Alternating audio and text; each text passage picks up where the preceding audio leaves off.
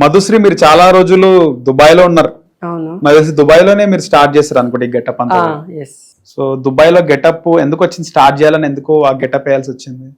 Start చేయాలంటే ఏదో ఒక షార్ట్ ఫిల్మ్ కానీ యాక్ట్ చేసిన ఫస్ట్. సోషల్ మీడియాలో ఫేమస్ కావడానికనా? గట్ల కాదు, షార్ట్ ఫిల్మ్ కానీ యూట్యూబ్ కోసం అని స్టార్ట్ చేసిన. అది టిక్ టాక్ లో వైరల్ అయింది వీడియో. కానీ యూట్యూబ్ లో కాలే. యూట్యూబ్ లో కాలే అంతేనా, టిక్ టాక్ లో అయింది. టిక్ టాక్ లో అయింది. దాని తర్వాత మంచి వ్యూస్ వచ్చాయి యూట్యూబ్ కూడా, అదేం లేదు. మళ్ళీ మానేసిన ఒక 6 to 7 months. దాని తర్వాత టిక్ టాక్ స్టార్ట్ చేసిన, అందులో కూడా వైరల్ అవ్వచ్చు అని. కానీ బ్యాడ్ లక్ ఏంటంటే బ్యాన్ అయిపోయింది ఇండియాలో. సో అప్పటికి దుబాయ్ లో ఉన్నావు కదా నువ్వు? దుబాయ్ లోనే ఉన్నాను. అంటే ఇండియాలో బ్యాన్ కాకపోతే వైరల్ అయ్యేది కదా నా వీడియోస్ అప్పుడే. 1 year బ్యాక్ కాలేదు. సో కొన్ని దేశాలు మాత్రమే యూజ్ చేస్తాయి టిక్ టాక్. అయినా బాగున్నారు, ఫాలోవర్స్ 45K ఉన్నారు. సో బాగుంది. ఇన్స్టాలో ఇప్పుడు చాలా మంది ఉన్నట్టు కదా, 1 lakh ఇన్స్టా 3.5 months అవుతుంది ఇప్పుడు. ఓకే, 1 lakh అబౌవ్ ఉన్నట్టు. 125. రైట్. ఇన్కమ్ నుంచి రెవెన్యూ వస్తుందా? ఇన్స్టా నుంచి రెవెన్యూ వస్తుందా? లేదు, నాకు ఇంకేం లేదు, ఇంకా స్టార్ట్ అవ్వాలి. యా. సో ఎక్కువ కూడా చేయట్లేదు అనుకుంటా రీల్స్? చేయట్లేదు, కొంచెం బిజీ. షార్ట్ ఫిల్మ్స్ అలా చేస్తున్నా. సో అందుకని ఇంకా రీల్స్ కానీ. సో దుబాయ్ లో కంటిన్యూ చేసినట్లు సారీ కట్టుకోవడం ఇవన్నీ కూడా ఈ 3 months అయితే కంటిన్యూ చేసిన. వర్క్ వెళ్ళొచ్చి మళ్ళీ ఇది ఇన్స్టా కోసం అని రాత్రి. సారీ కట్టుకోవడం 4 years బ్యాకేనా? 4 years బ్యాక్ కాదు, రీసెంట్. 1 year అవుతుంది. 1 year నుంచి. సారీ కట్టుకున్న తర్వాత దుబాయ్ లో మీకు ఎప్పుడైనా హరాస్మెంట్ ఇట్లా అక్కడ షేకులతోని, అక్కడ షేక్స్ తో వాళ్ళెవరు అంటే, నేను ఎక్కడికైనా ఈవెంట్స్ కి వెళ్ళినా, ప్రోగ్రామ్స్ కి వెళ్ళినా గానీ వచ్చేవాళ్ళు చాలా మంది, గెస్ట్ గా వచ్చేవాళ్ళు, లేదంటే ఉంటారు కదా రోడ్ మీద, అట్లా చూసేవాళ్ళు. లైక్ బాగున్నావని అట్లా. వాళ్ళ భాషలో అని కాదు, ఇంగ్లీష్ ఎవరైనా మాట్లాడదు. ఇంగ్లీష్ లో అయినా హిందీ కూడా వచ్చు కాబట్టి. ఎప్పుడన్నా మీకు బాగా ఫీల్ అయిన సందర్భాలు, మిమ్మల్ని హారాస్ చేయడం కానీ? ఇప్పుడు చాలా వింటుంటా స్టోరీలు, దుబాయ్లో షేక్స్ కానీ వేరే కామన్ పబ్లిక్ ఇండియన్స్ని, తెలుగు వాళ్ళని సెక్షువల్ హరాస్మెంట్స్, లొంగ తీసుకోవడం, ఇవన్నీ కూడా న్యూస్ చూస్తుంటాం కదా. అలాంటి అక్కడ ఉండడం మీరు సొంతంగా ఎప్పుడన్నా ఎక్స్పీరియన్స్ చేసినారా అవి? లేదు, నేను నా సొంతంగా అయితే ఎక్స్పీరియన్స్ చేయలేదు. అలాంటి న్యూస్లు ఉన్నా కానీ అక్కడ బయటకు రానివ్వరు కూడా. మీకు ఎప్పుడైనా అలాంటి సిచ్యువేషన్ ఫేస్ చేసినారా మీరు? లేదు, నేను ఎప్పుడు ఫేస్ చేయలేదు అట్లా. అంటే నేను ఎక్కువ రీల్స్ కోసం రూమ్ లోనే చేసుకున్నాను. సో దాని తర్వాత బయటకి వెళ్ళాను, ప్రోగ్రామ్స్ కి వెళ్ళాను, కానీ సేఫ్ గా వెళ్ళి సేఫ్ గానే వచ్చాను. అట్లేం లేదు. ఫ్రెండ్స్ ఉండేవాళ్ళు కదా, లేకపోతే మా ఫ్యామిలీ ఉండేది అక్కడ, అక్క బావ వాళ్ళ దుబాయ్ లో. ఎస్. ఓహో.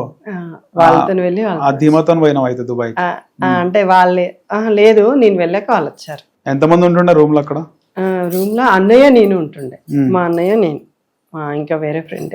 సో ఎప్పుడో ఒకసారి సారీస్ కట్టుకోవడం, రీల్స్ చేయడం అంతే. అంటే ఈ 3 months 4 months నుంచి అయితే కంటిన్యూస్ గా చేసిన, డైలీ చేసిన ఇన్స్టా కోసం అని. అంతకు ముందు మాత్రం వీక్లీ వన్స్ అట్లా. ఇన్స్టాలో బాగా రీల్స్ చేసేటప్పుడు చాలా ఫిల్టర్లు యూజ్ చేస్తుండనా? ఫిల్టర్స్ ఏం లేవు, ఒకటే ఫిల్టర్ యూజ్ చేస్తా ఇప్పటికి కూడా నేను. ఎక్దమ్ అమ్మాయిలాగా అనిపించే ఫిల్టర్ అదే. ఏమో తెలియదు, చాలా మంది యూజ్ చేస్తారు అది, నేను కూడా అదే యూజ్ చేస్తా గంతే. అంటే కొంచెం మేకప్ అందరికి నచ్చిన ఫిల్టర్ అది. ఏమో అందరు నచ్చదు కానీ నాదే, నేనైతే అది యూజ్ చేస్తా. ఇంకా మేకప్ వేసుకుంటా కొంచెం కాబట్టి, సో నార్మల్ స్మూత్ గానే కనిపిస్తాయి. డిఫరెంట్ కనబడుతుంది ఫేస్, అంతే కదా? అంతే. ఉన్నదానికంటే బాగుంటుంది, కొంచెం మంచిగా కనిపిస్తుంది అంతే. నల్లగా ఉన్న అమ్మాయిలు తెల్లగా కనబడతారు, మేకప్ కవర్ అయిపోతుంది.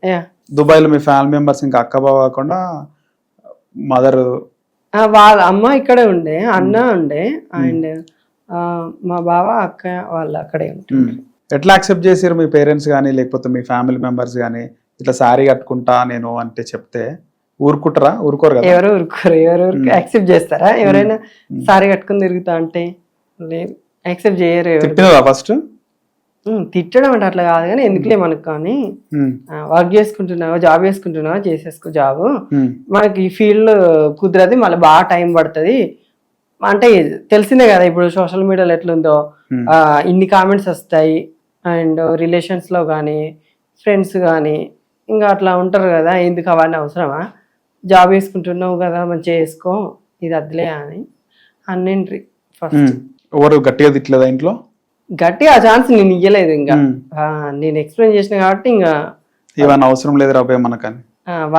గట్లే అన్నయ్య అన్నాడు ఒకసారి, అందులో మనకు జాబ్ చేసుకో చాలా సింపుల్ గా చెప్తున్నారు, అట్లనే చెప్పినారా లేకపోతే అందులో చెప్పింది. ఆ, మీ బ్రదర్ కూడా మీలాగానే ఉంటాడా? కొంచెం సిమిలర్ గానే సాఫ్ట్ గా వద్దని చెప్తే ఇన్లేదు ఇక. నేను వినలేదు ఇంకా.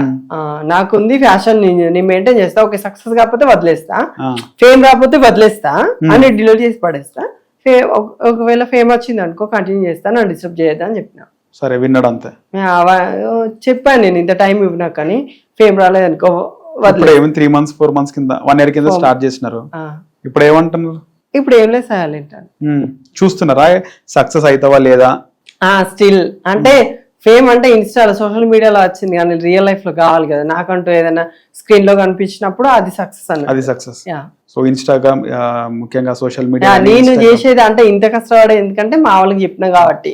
సో ఇన్స్టాలో 1 lakh సబ్స్క్రైబర్స్ 1 lakh ఫాలోవర్స్ కానీ 1 million ఫాలోవర్స్ కానీ రావడం కాదు, రియల్ లైఫ్ లో కావాలి కదా. ఇప్పుడు అది సోషల్ మీడియా, నేను రెడీ కూర్చుంటే కనబడతా లేదా ఎవరైనా ఫాలో అవుతారు అంటారు అంతే.